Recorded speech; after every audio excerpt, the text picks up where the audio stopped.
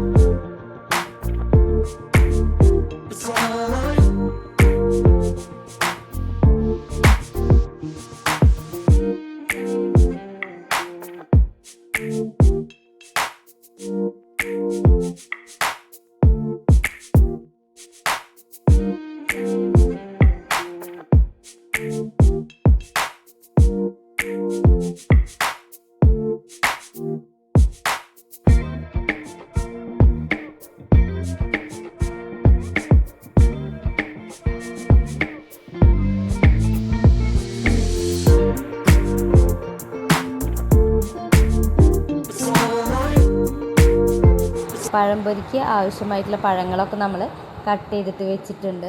ഇനി ഒരു ചീനച്ചട്ടി അടുപ്പത്ത് വെച്ചിട്ട് അതിൽ ഓയിൽ ഒഴിച്ചിട്ട്, ഓയിൽ നല്ല ചൂടാവണം. എന്നിട്ടാണ് നമ്മളെ പഴം അതിലേക്ക് ഇടാൻ പാടുള്ളൂ. അപ്പോൾ നമുക്ക് അതിലേക്ക് പഴം ഇട്ടിട്ട് നമുക്കൊന്ന് പൊരിച്ചെടുക്കാം.